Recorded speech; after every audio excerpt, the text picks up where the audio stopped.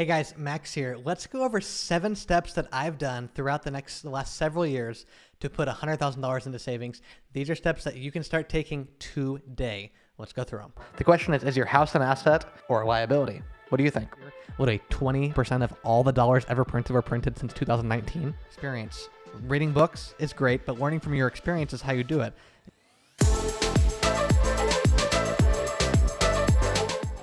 And really, all of these are about sacrifice.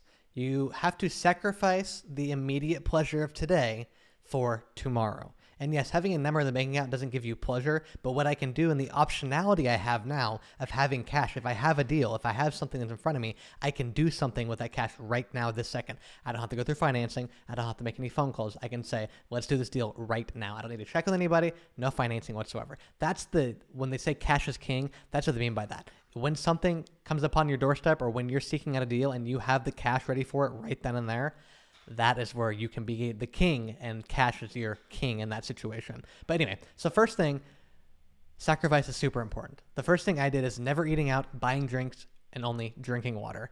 I think I've probably saved, I don't know, and I do eat out on occasion, to be completely honest with you, but drinks, not pretty much anything other than water. The amount of money I've saved by not buying alcohol or eating out for the last several years, I would imagine is at least a couple $1,000s a year. So if we did $1,000 a year for food and $1,000 for alcohol, because I know people spend that in just a few weekends, it seems. If we do 5 years, $2,000 a piece, there's $10,000 right there.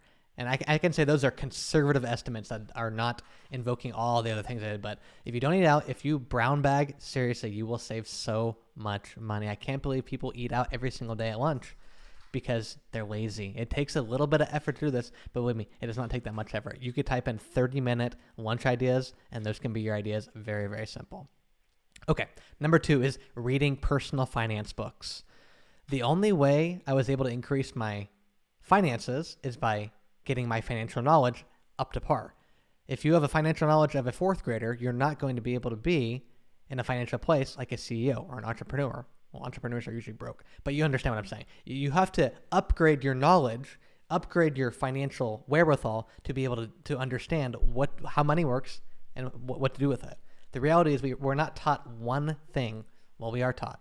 We're taught how to be an employee in school. We're not taught how to be very competent when it comes to finances. And, that is what it is. I think our government school system has it out for not being in the financial few, which if you're in the top 3% of financial people, you're definitely up there. But anyhow, reading personal finance books is one of the only ways I've actually increased my financial knowledge. You can only glean the financial knowledge of those around you, and if the people who are around you are not in good financial place, you don't want to be taking their advice. But you can tap into the minds of many, many great people. I can think of a few right now. The richest man in Babylon goes over principles, just how money operates, and how you can do things to help make it grow and grow and grow. Because that's the idea. And having $100,000 in savings isn't like ooh, look at me. It's look what I can do now to make this money grow for myself and for those around me. That's the whole idea of having money in the bank should be. It should be to have it as optionality for making deals, and making those deals have that money grow, get your return on investment over and over again. It's not just having money in the bank. That really does nothing, obviously. Rich Dad, Poor Dad, Richest Man in Babylon, You Are a Bad Ass at Making Money. Those are the 3 I can think of that I've read recently. And there are so many other personal development books that have helped me gain confidence in this area, because the reality, when you have more and more knowledge, you get more competence. And the more competence you add, the more confidence you have. As you gain competence, you will become more and more confident. So get competent. 3rd, be around like-minded people who have supported me. I've been around family. I've been around those really close to me who have supported me throughout this journey. If you ever want to accomplish goals, the only way you can really accomplish them all the way through is having a support system around you. What do they first tell you when you go to Alcoholics Anonymous? We are here anonymously to help one another. It's a support group. In order to get to a financial spot where you really want to be, you need to have a support system around you that really helps you throughout this process. If you have a support system, or if you have a non-existent support system and people are trying to tear you down and telling you it's a bad idea to do this, that, and the other, yet you're reading these personal finance books, people who have actually done it, again, I want to see people who have walked the walk and also talk the talk. People who talk the talk is really simple. Talking the talk is cheap, but actually walking the walk is what I care about. And that's where these personal finance books can be very, very helpful. Okay, fourth one, and gosh, this is all about sacrifice. Sacrifice, sacrifice, sacrifice. If you get nothing out of this video besides sacrifice, this is it. In my home in California, I rented out my rooms, and I lived in a $3,000 RV on the side yard. Yes, I literally moved out of my house. And most people would not do that effort, but the reality is this. I bought an RV for $3,000 and made all that money back in about 2 months. So the following 4 years after that were all profit from the RV purchase. Yes, it was hot sometimes, and yes, it was cold sometimes. I'm not saying these things are easy. I'm simply saying these are the things I've done and how I was able to get to this place because I made these sacrifices. If you're not willing to make sacrifices for things in the future, you're not going to ever win this game. The only way you can really, really get into a good financial space is to make sacrifices on the daily, not eating out, reading books as opposed to watching brainless television and being around people around you. Those all take effort. But anyway, I rented out my rooms. When your mortgage is lower and you rent the rooms for higher, you have that cash flow right there. And that cash flow, I put into savings. I didn't think about it. I didn't go buy stupid things. I didn't go buy a new car. The car I drive is super old. Why? Because I don't care. It all comes down to me sacrificing and me not caring what other people think. Yeah, guess what? I've had pretty much the most not even beat up. I've had pretty much the oldest car in my friend groups for years. But guess what? They have a hefty car payment every single month, and I am free and have no car payment. So who's in a better financial spot then? That's the question. Just want to remind you guys, please, to like this video, subscribe to the channel, and the question I have for you guys today is this. Why is it so hard to save? What are the things that hold back people from saving, you suppose? I know for me, it's been, for lack of a better word, just I want the pleasure right then. I'm not willing to sacrifice today to get the pleasure tomorrow. And that's really the maturation process. Once you get to a point where you choose tomorrow, next week, next year over today, that's when you're becoming a mature person, and that's when you can really get into a good financial way. Say that 3 times fast. You get into a good financial space because you're making sacrifices, and it's all about sacrifice. That's the one thing about this journey. It's not been easy. It's not really been fun eating peanut butter and jelly and chicken and rice and adding some butter on occasion to spice it up. I'm kind of saying these things tongue in cheek, but it's all about the sacrifice and making those sacrifices for tomorrow. Okay, fifth would be having low living expenses. My mortgage was about $1,000 a month or so in California. I was renting out the rooms, again, out of the house in the RV, hot, cold, not so much fun, lots of ants, for $1,925. So you take $1,925, subtract the $1,000 in mortgage I had. I was taking $925 in gross cash flow. That doesn't take the expenses or property taxes, a couple other things. But I was cash flow positive every single day or every single month with that situation I had. So it takes sacrifice, but renting out rooms, oh man, that's been such a pivotal thing. Yes, you have to give up some space. Yes, you have to deal with other people, but the financial benefits I've reaped from this has been so much greater than the strife I had to go through. Okay, next would be I've increased my income online through YouTube, affiliate marketing, many different things. The more and more I increase my income, the more and more I can put it towards savings. So again, I can have that cash ready for that deal I want to pounce upon. But you can sacrifice a bunch, and that's definitely one thing. Sacrificing, making your expenses really low. But you can only make your expenses so low. The next step in the equation is increasing your income. And how do you do that? Well, when it comes to the internet, there's literally infinite bandwidth on the internet. People watching this YouTube video, thousands can be watching at the exact same time.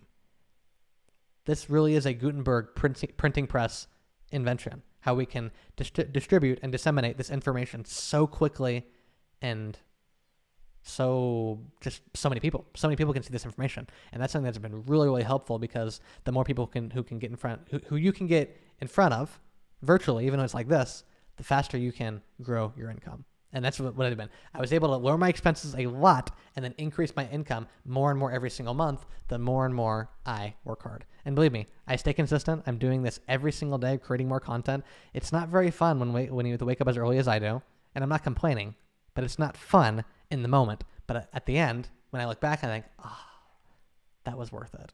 The last thing I want in this life, truly, I don't fear anything, but the last thing I want in this life is regret. I never want to have regret ever in my life.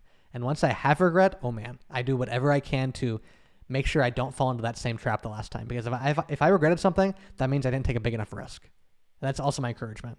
How did I do this? Well, I took risks. I took in roommates. I used a ton of time that I could have been doing many other things, working a part-time job even, but into this entrepreneurship journey that may give me absolutely zero. But I've increased my income online, and that's been really helpful as well. Okay, and then lastly, selling, donating, gifting all unnecessary items I have. And this isn't even really for financial purposes. I guess the selling things were, but the fewer things I have, the more I can focus on growing. The more I can focus on what am I going to do next. I used to have, 25, 30 dress shirts. Now I have about 5 or 6. So I have one for each day of the week, but I don't have to think about things anymore. I used to have to think about what I'm going to eat every single day, but now I have a regimen where I can spend all of that extra emotional energy, all that extra thinking, pondering.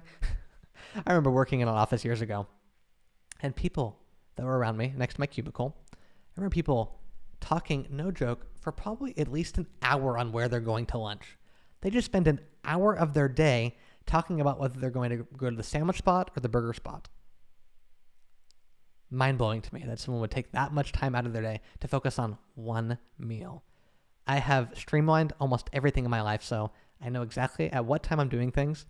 And it's really interesting because the more streamlined and the more restrictive my schedule becomes, actually the more free I am.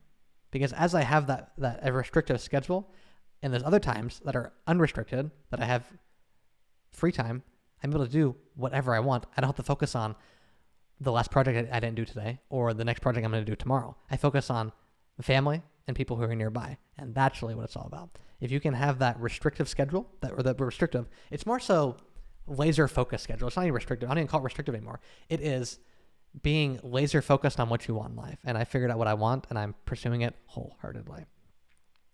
And then the last thing, those are the 7, and then staying consistent on all of these, not eating out, reading books, being around people who support you, making financial sacrifices so you can have that nest egg, so you can have that optionality ready to go when the deal comes. And believe me, I'm not all about saving a bunch of money and keeping in the bank. I just know my prediction is tides are going to turn in a negative fashion economically going forward, and I want to be ready when that time comes, because the reality is the only time I'd recommend buying anything is when things are clearance or on sale, and I'm waiting for the next sale of real estate, and that's going to be super exciting. Believe me, I'm eagerly anticipating that, and it sucks because I have money burning a hole in my pocket, proverbially in the pocket, but I know it's going to happen, and I'm going to be prepared for that. So those are my 7 steps. Why is it so difficult to save, though? Again, one more time. Why is it so difficult to say? I want to save money. I want to hear what you guys have to say. Please comment now. I will catch you guys in the next one, and until then, see ya.